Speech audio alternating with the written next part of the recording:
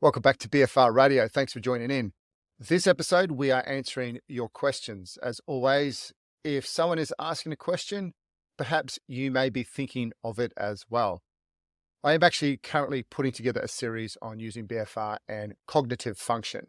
There is some really fantastic evidence around how the addition of BFR, whilst exercising with them on, can improve how your brain functions.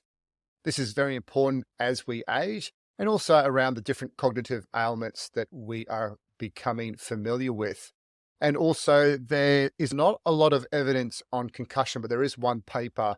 And perhaps if we extrapolate that paper to a lot of the contact sports that we're seeing the epidemic that is concussions, there potentially is there something that we could be looking at in terms of how we could be improving our processes with athletes who have a concussion. Just as always, a quick BFR product update. We are about to transition to our new style upper body BFR cuffs. They're actually so much easier to put on, and it also takes into consideration those with bigger arms also. And it won't be long until the total transition to the complete rebrand from Sports Rehab Tourniquet or SRT to the BFR.co. I am getting the cases, a new batch of cases are being manufactured with the new logo put on. I'm very excited with that. Little things for me, but I'd like to share it with you as well. Now on to today's questions. The first question is, I had an ACL reco last week and am wanting to use my BFR cuffs to help with rehab. When would you say it is safe to start using it post-op? In my opinion, there's actually a few ways we can answer this. Now, firstly, we are assuming that you don't have any pre-existing contraindications to BFR use. And then from this, you need to consider if there are any complications from the surgery, such as DVT and also excess swelling. Once we've overcome these initial preliminary questions and we've got the tick from everyone, we can now get into the answer. If we look to literature before we get into what I think you could be doing, there's actually one paper where BFR has been started as quickly as 2 days post-surgery. In this study where the cuff was 15 centimeters wide, now that's quite a wide cuff if you're familiar with BFR use. The BFR.co brand is 10 centimeters. Katsu is around 3 centimeters. Anyway, this 15 centimeter wide cuff was inflated to give an occlusion stimulus for 5 minutes, followed by a removal of the pressure for 3 minutes. And this was repeated 5 times in one training session. That's 5 minutes on, 3 minutes off, 5 times through. And what the people did in this study is they sat up with the upper body inclined to about 45 degrees, and the pressure started at 130 millimeters of mercury, and it increased in a pressure of 10 mils of mercury every second day up to a maximum pressure of 180 millimeters of mercury. Good point here that if the occlusive stimulus caused unbearable pain, the subjects were instructed to use the highest tolerable pressure. Really good. So a level of individualization. Now, the experimental group performed the occlusion protocol twice daily, high frequency training, which is a great way to accelerate your gains, especially post-operative, or also if you're injured and you need to get back onto the pitch pretty quickly. Now, what did they do? They performed quadricep exercises consisting of isometric quadricep contractions, and this progressed over the period of time to leg extensions over a knee roll. So it's rolled up a towel, and they also did some straight leg raises. And the patients performed 20 repetitions during each 5-minute period of inflation. So this added up to 100 repetitions per training session, and because it was twice daily, 200 repetitions per day. And the occlusion stimulus was stopped 14 days after surgery. Therefore, if it was started 2 days after, they have a 12-day training program, and they stopped it at 14 days because it gave a couple of days just in case there was any muscle swelling. They didn't want that to interfere with the MRI measurements. What I like about this method is that there's an increase in pressure over the time frame, gives the opportunity for the patient to get used to the pressure. And that's one thing that I instruct when I'm working with clients, is that just because we calculate your ideal pressure to be, say, 180 millimeters of mercury. It's a new stimulus and you need to get used to it. And especially after you've had an operation, there's lots of stuff going on. There's still swelling in the joint of some description, and you need the body to get used to this new stimulus or new stress, in this case, metabolic stress. Now, also, the other thing I liked is that if the occlusive stimulus caused unbearable pain, the subjects were instructed to use the highest tolerable pressure.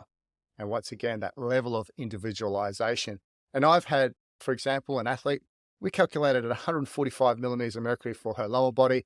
And the most that she could tolerate or she wanted to tolerate was 75 millimeters of mercury.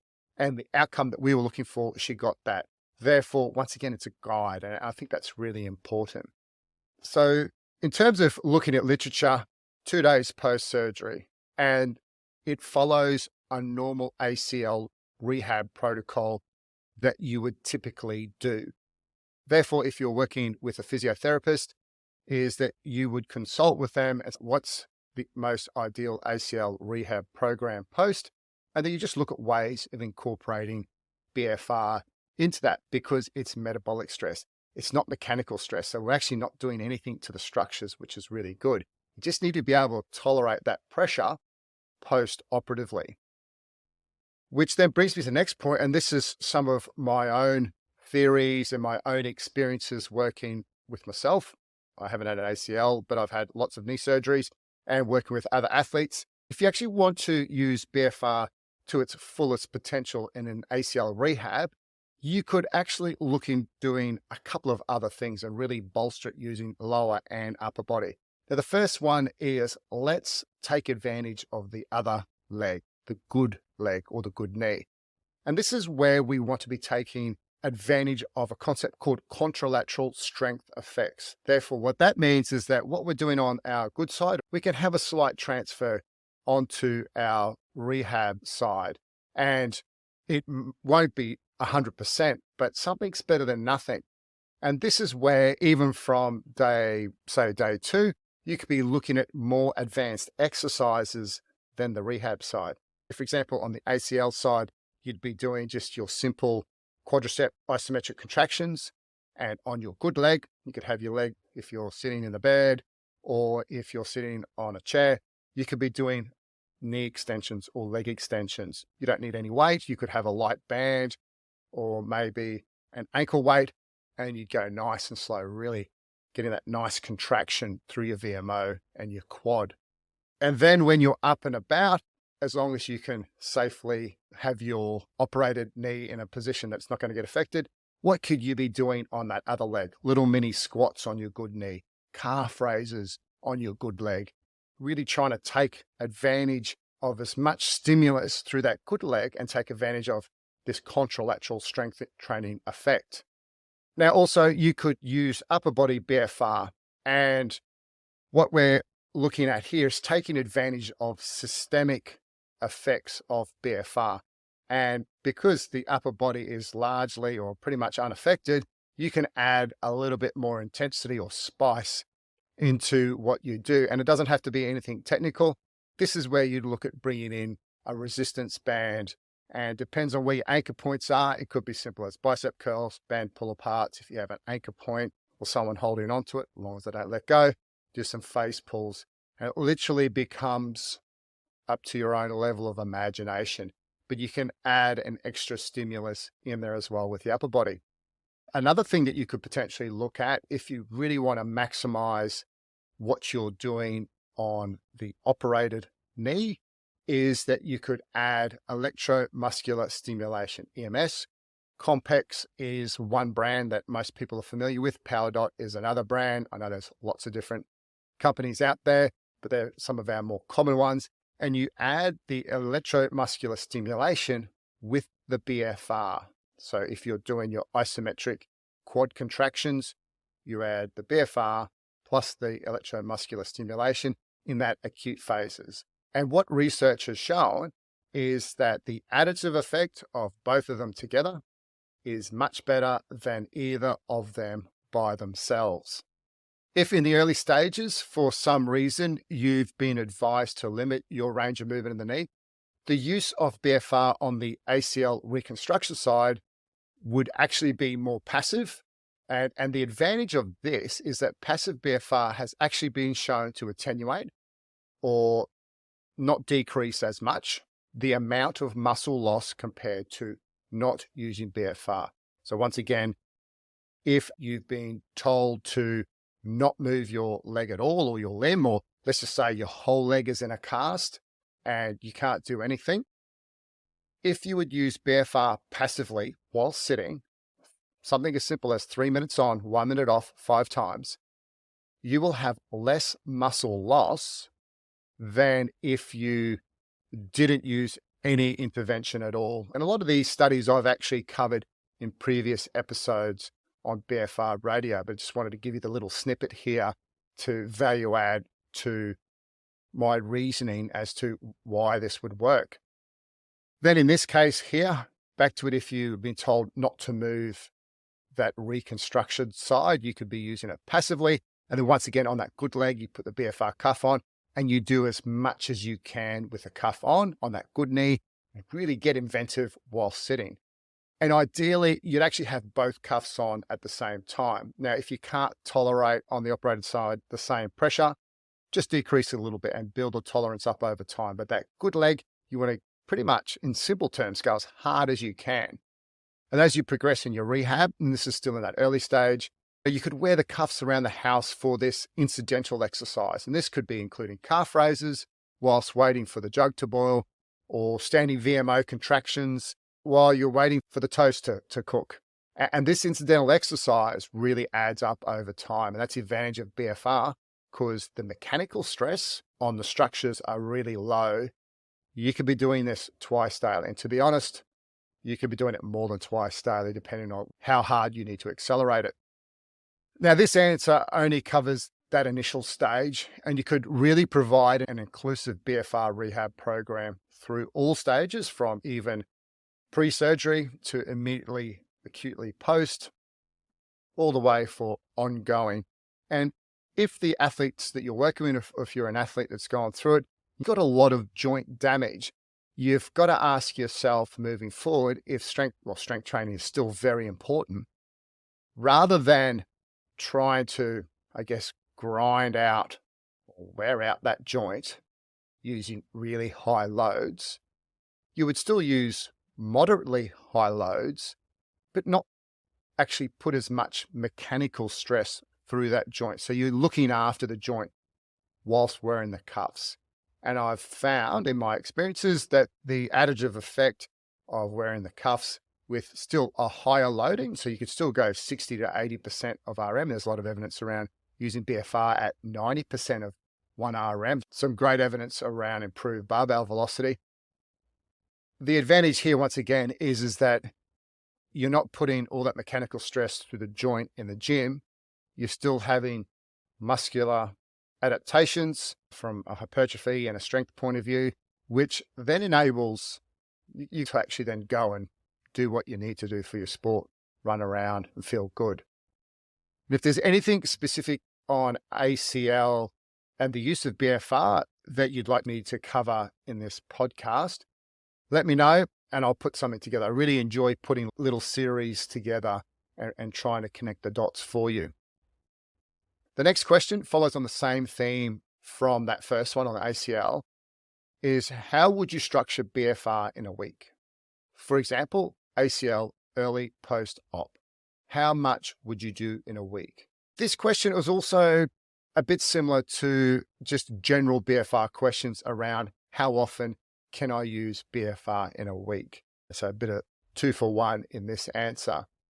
Specifically, how to structure BFR in a week, I feel this isn't necessarily a straightforward question to answer without specific details and context of the actual athlete. And I think that's really important, that we have general guidelines, which are fantastic, but you really need to get down into the detail of the actual athlete or the client that you're working with. However, the following answer may help to shape what you can do. And this also relates to the frequency of use in general BFR use.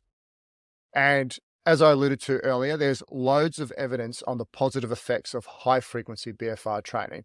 That is using BFR twice a day on consecutive days. Now, ongoing for months, this is actually quite difficult to do. However, because in this acute rehab stage, the sessions are typically quite short. It might be 1 or 2 exercises, maybe 3. Therefore, because they are short, because the mechanical stress or the mechanical load on the joint and the body is quite low, you can firstly get into the session a lot easier. There's less warm-up sets. In fact, your first set is probably the warm-up set inclusive because the mechanical stress or the load that you're using is really low. So for example, you have perfectly healthy knees or perfectly healthy body and you're in the gym and you're lifting really heavy. You need several sets to get into it. But in this case, the load is really low. You're putting the cuffs on and then it could be body weight. You could just be moving through range. And then all of a sudden, because there's actually load with the limbs that you're using, is that you're finding within 20 reps that everything's feeling warm, it's feeling activated. If you're having any pain, it's dropping. Therefore, you can handle these sessions because they're really short. And that's the great thing about BFR is that even if you're not an athlete and you're a busy professional, you could be putting them on in the morning before you go to work, set aside 15 minutes because you've got to remember also that if you're not an athlete, but you have just spent all this money and time to get your joint fixed, you got to spend the time to rehab it properly. That is just as important for that long-term health of that joint. You don't want to be turning back in a few years' time going, I was a bit lazy on my rehab and now I'm regretting it because my knee's just still not great. Anyway, so in the morning, you get up 15 minutes early or you use your incidental exercise while you're getting yourself ready. Depends on what phase and what you can do. And then when you're finished your day at work or whatever you've been doing, is that you then set aside another 15 minutes. And you're hitting that twice daily, which is a great way to approach that acute phase to ensuring that you get great benefits. And also is you don't need a home gym to be doing this. You can be doing it at home. If you need a little bit of load, you don't need much equipment. It could be as simple as a lifting band or some TheraBand that you may get either from your physiotherapist or from your local sports store. Also, that high frequency, once again, is great if you need to accelerate those gains. The rehab pins on your ability to sign another contract, to get back on the pitch in a right amount of time, or just be functional because you've booked a holiday somewhere and you need to be functional to be walking around. So there's lots of good spin-offs about really attacking that initial rehab phase. As I said, high frequency training is quite manageable with those short sessions, but make sure that they're short and to the point. If they do drag on and it's going to be twice a day for 2 weeks, beyond that, it can be quite tiring. Therefore, if you are thinking about doing it, make sure they don't go on for too long. One thing to consider here, especially if you are targeting only 1 or maybe 2 exercise, what can actually help the effectiveness of that very first set is doing a warm-up protocol prior to starting. And this concept originates from Katsu, of which BFR is based upon. I have this protocol called Joetsu Katsu, which essentially in BFR talk is a cycle of repeated inflation, hold it for time, and deflation cycles, where the pressure is increased by approximately 10 millimeters of mercury each cycle until you get to that desired pressure. Now, this is very similar to ischemic preconditioning, where you inflate, hold it for a period of time, deflate, and that's had some really great performance benefits. But what this does is it prepares the vasculature for the upcoming cuff pressure that you're going to perform your exercises with. So it's pretty much a warm-up. And if you have people who have never used BFR before, who are a little bit older, or people that are unsure about that occlusive pressure, it's a great way of getting them into their first set, and it gets them used to that upcoming pressure. And also when changes in temperature in Australia, it's getting a little bit cooler now. That first set to go to that same pressure, it does actually take a little bit of time to get used to. Therefore, this is a really nice way of starting the session, is you have this small warm-up of progressive inflation prior to your very first set. Some extra handy hints on starting BFR for the first time. Remember that when training BFR, you should be calculating an individualized training pressure. This is predominantly based upon limb circumference and on a percentage of your limb occlusion pressure.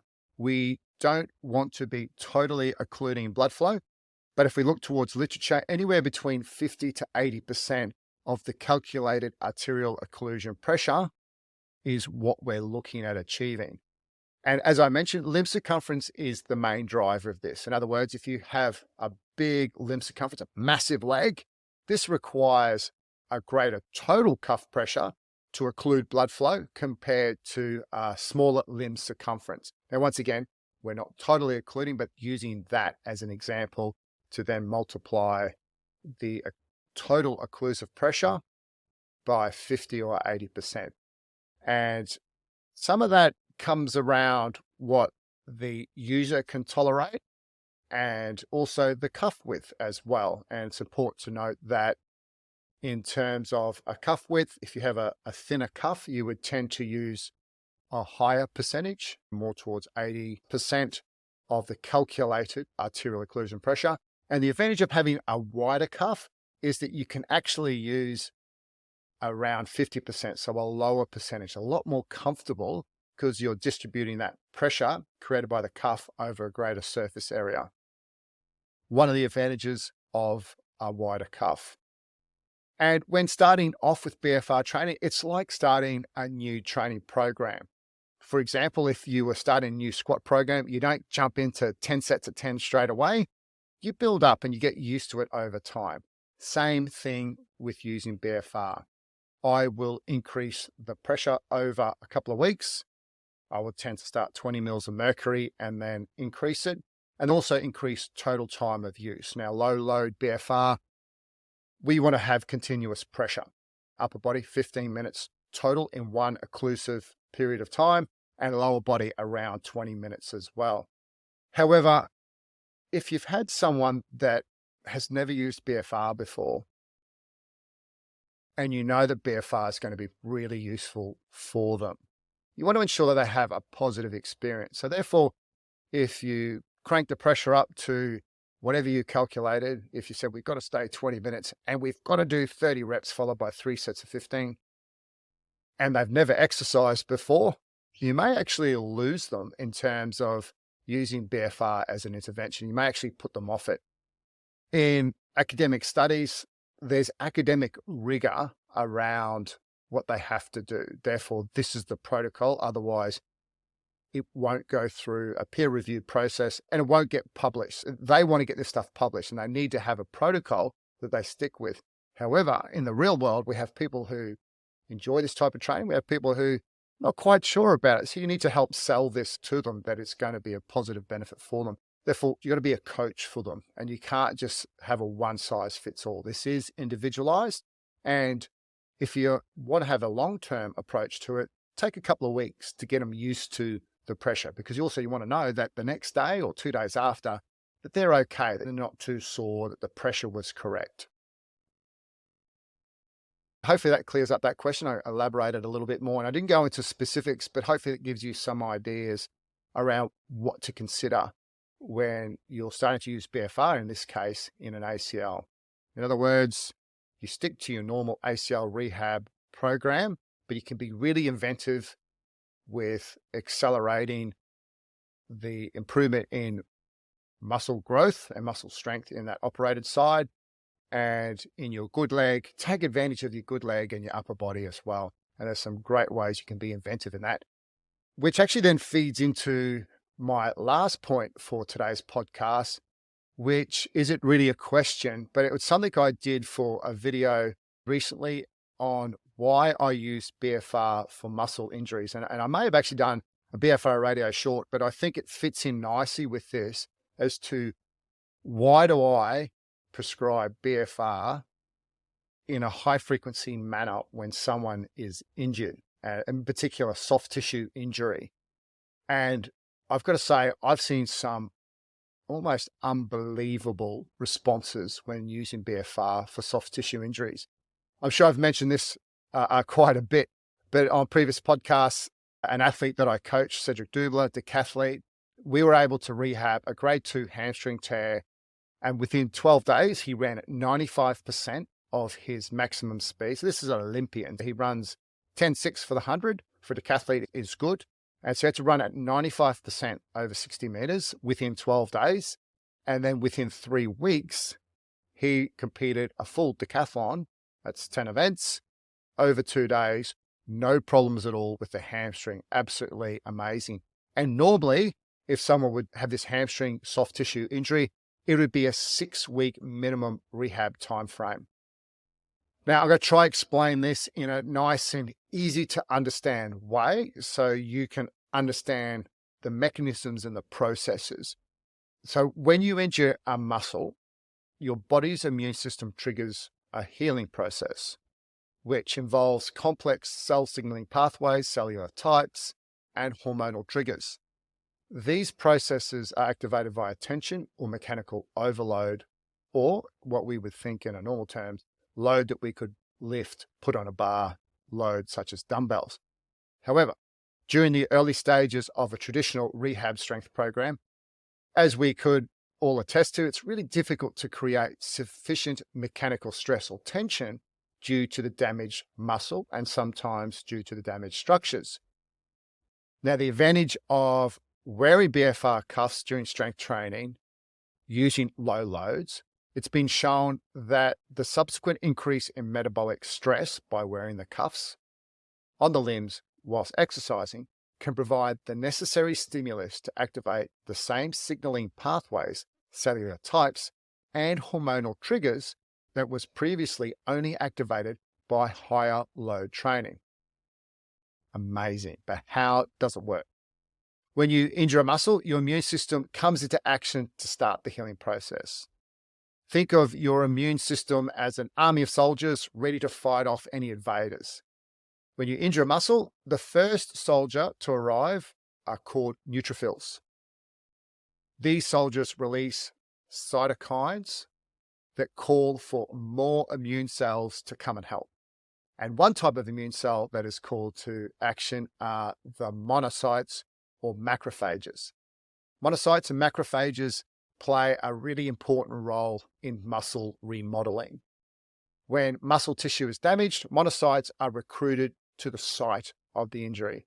These cells are like the garbage trucks of your body. They help clean up all the debris and foreign particles left behind from the injury through a process called phagocytosis. Phagocytosis is like vacuum cleaner, sucking up all the mess in your muscle.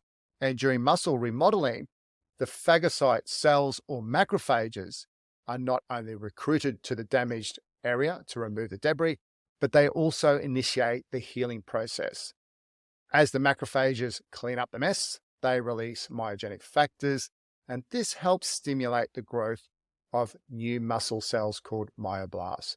Think of myoblasts like little construction workers who help build the new muscle. The myoblasts then turn into myotubes, which are like the building blocks of your muscle. Finally, cytokines are the signaling molecules that play this crucial role in muscle remodeling, yelling out, saying, come on, let's come and rebuild and remodel some muscle. And these messages tell your body what to do, which is a really important process for muscle growth and repair. Furthermore, the pro-inflammatory cytokines released by the immune cells can stimulate anabolic signaling, which lead to muscle hypertrophy and regeneration. Therefore, BFR strength training is not only effective for building muscle and increasing strength, which I think we're all accustomed to, all the research typically shows, but it actually has a tremendous potential for enhancing recovery from muscle injuries.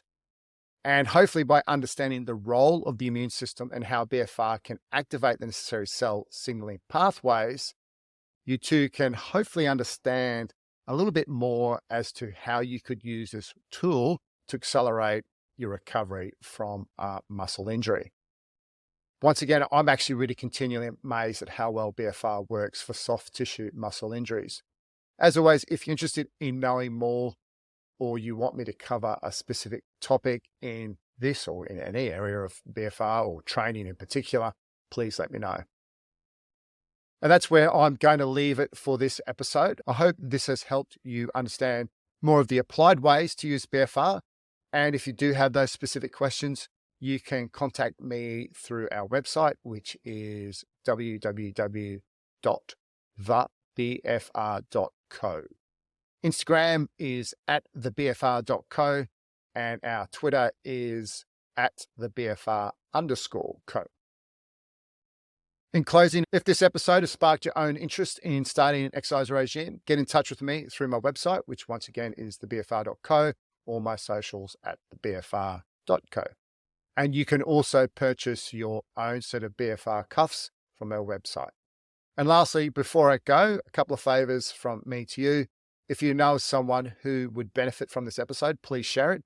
And if you are enjoying the podcast, please give it a ratings on iTunes. I would really appreciate that. Thanks for listening.